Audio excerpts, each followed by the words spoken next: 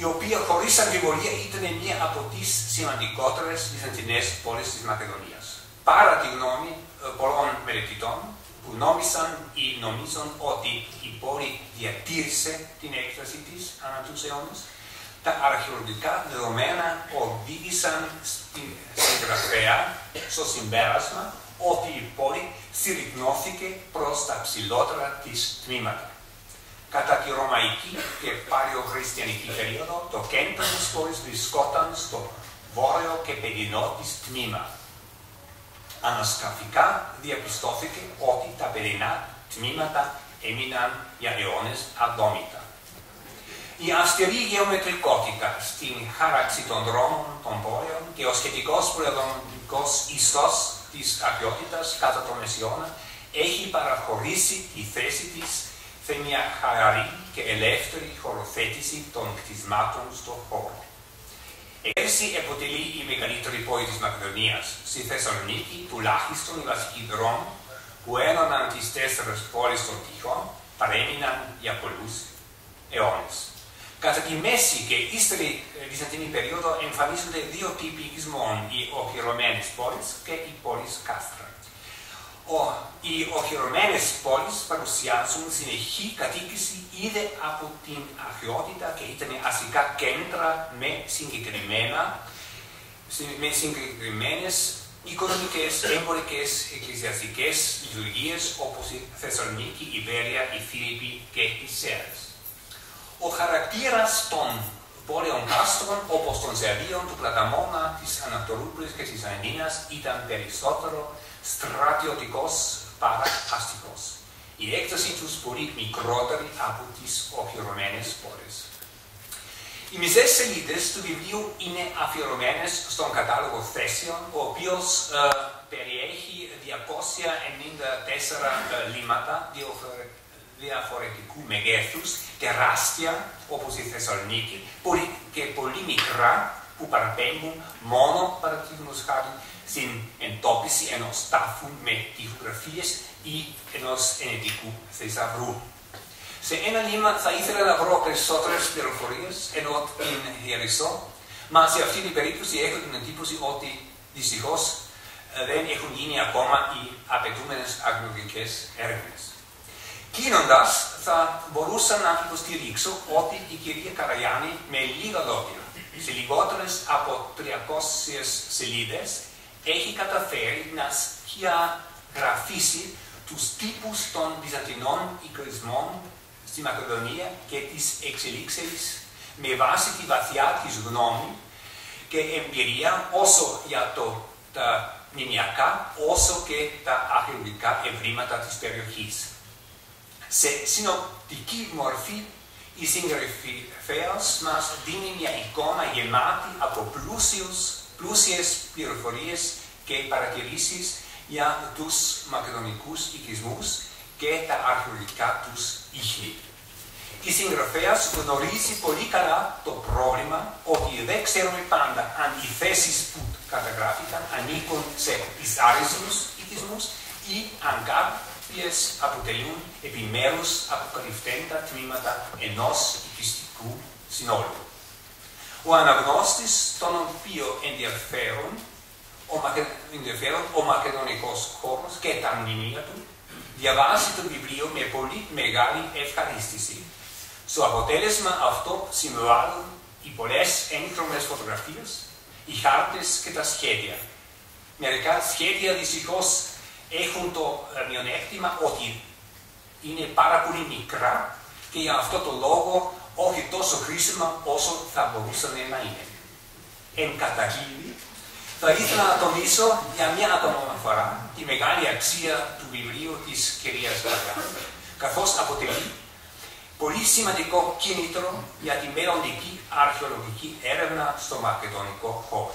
Θα ήθελα λοιπόν να δώσω τα συγχαρητήρια μου τόσο στην ίδια την συγγραφέα όσο και στην εταιρεία ΕΜΟ.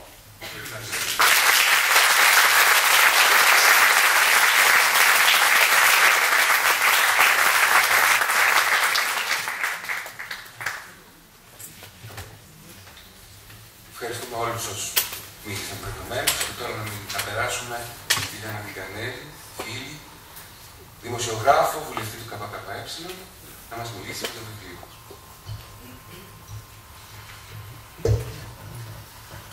Οι περισσότεροι από εσάς, κύριοι καθηγητές, κυρίες και κύριοι, ευτυχώς δεν θα χρειαστώ μετάφραση, οι προλαλήσαντες ζουγετιστικότατα σας ενήλυσα. Θα αναρωτιέστε τι δουλειά έχω εδώ. Δεν μπορεί να μην αναρωτιέστε. Και ειδικά μέρες πριν. Θα αρχίσω από εκεί που σταμάτησε η κυρία Τούτα. Είμαι εδώ για λόγους ήθους. Όχι μόνο τις φίλες μου της Φλόρας. Γιατί για να είμαι ειλικρινής έχω πάρα πολλούς φίλους. Και τους θεωρώ όλους φίλους με ήθος. Επομένως, αν πήγαινε στο ουρανό τις εκδηλώσεις, δεν υπήρχε περίπτωση να είμαι πουθενά άλλο. Είναι όμως εδώ μια πολύ συγκεκριμένη μέρα, αυτή που αποφάσισε η Φλόρα και ο εκδοτικός οίκος, γιατί και για τους δύο αισθάνομαι ευγνωμοσύνη. Είμαι εδώ γιατί πρώτα απ' όλα είσαστε κι εσείς εδώ, εγώ δεν περίμενα να έχει όρθιους αίθουσα, ξεκάθαρα σας το λέω, τρεις και ο Κούκος περίμενα να είμαι. Δεν μπορώ να μιλήσω για το περιεχόμενο του βιβλίου, δεν είμαι επιστήμον. Δεν είμαι επιστήμον του χώρου και δεν ανακατεύομαι σε πράγματα που δεν ξέρω. Ξέρω να σας πω ότι παρότι είναι ένα ειδικό βιβλίο, εγώ μπορώ να το διαβάσω. Και μπορώ να κερδίσω από αυτό και κυρίως μπορώ να καταφύγω και σε συνειδημούς και σε σκέψεις που είναι διευκολυντικές και για τη ζωή μου και για τη δουλειά μου και για την ιστορία μου και για την πολιτική. Ο βασικότερος λόγος που είμαι εδώ είναι για να μην υποθυμίσει η Φλόρα. Η Φλόρα είναι ένας άνθρωπος όχι απλώς ήθους, αλλά και μιας πολύ συγκεκριμένης ευαισθησίας, δεν άρχισα τυχαία από αυτό που είπε η κυρία Τούτα, είναι το υπόδειγμα του συκοφαντημένου δημοσίου υπαλλήλου.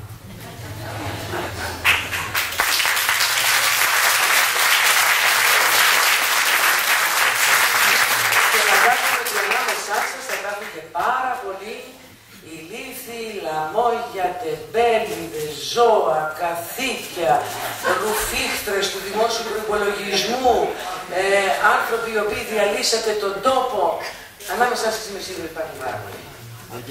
Συγχωρήστε με που θα σας το πω. Αυτός ο τόπος έχει λειτουργήσει σε σημαντικό βαθμό και μακριά από μένα είναι κάθε μορφή λαϊκισμού, επειδή υπήρξαν έντιμοι και αφανείς άνθρωποι που δούλεψαν στο δημόσιο τομέα για το δημόσιο αγαθό με ιδιωτική ανιδιοτέλεια. Και οι οποίοι θα βρεθούν και πρώτοι στη σφραγή. Ο άλλος λόγος για τον οποίο είμαι εδώ είναι η γλώσσα. Εγώ είμαι μιας πολύ παλαιικής σχολής που πιστεύει ότι η πατρίδα μου είναι η γλώσσα μου, σέβομαι και αγαπάω τις γλώσσες. Ό,τι και να συμβαίνει αυτή τη στιγμή στον κόσμο, εγώ θα ήθελα να ξέρω γερμανικά για να μπορώ να διαβάσω πράγματα σπουδαία στα γερμανικά. Θα ήθελα να ξέρω και κινέζικα για να μπορώ να διαβάσω πράγματα στα κινέζικα. Θα ήθελα να μπορώ να αγγίζω τις πατρίδες των ανθρώπων με τον ίδιο τρόπο που τις άγγιξε τουλάχιστον ο Πίτερ ως προαλής σας. Διαβάζω, ας πούμε, αναρωτιέμαι. Ξέρω εγώ, με αυτά που ακούω αυτές τις μέρες, spreads, swaps, hedge funds, δηλαδή έχω μπει σε ένα λεξιλόγιο μιας αόρατης οικονομικής παγκόσμιας πατρίδας, στην οποία αισθάνομαι ότι δεν ανήκω. Διαβάζω, αν διάβαζα, θα έλεγα, ας πούμε, σε οποιοδήποτε μέσο. Στην Αμφίπολη, στη διάρκεια του 3ου και του 4ου αιώνα, λίγο μετά από τις επιδρομές, η προϋπάρχουσα αρχιτεκτονική κληρονομιά της πόλης και κυρίως τα δημόσια κτίρια, οι στοές και τα μνημειακά συγκροτήματα, λιθολογήθηκαν προκειμένου να εξασφαλιστεί οικοδομικό υλικό για το νέο τείχος της πόλης. Το τείχος της παλαιοχριστιανικής περίοδου, με τον τρόπο αυτό, κτίστηκε σε μεγάλο ποσοστό με σπόλια, όπως σπονδύλους κοιώνων, κοιονόκρανα, γύσα, λιθόπλυνθους, τρίγλυφα και μετώπες. Έτσι και το διαβάσω αυτό σε δημόσιο χώρο, μιλάω κινέζικα. Σε ποσοστό 99%. Και όμως είναι υπέροχες ελληνικές λέξεις που αντιστοιχούν σε κουλτούρα βαθιά.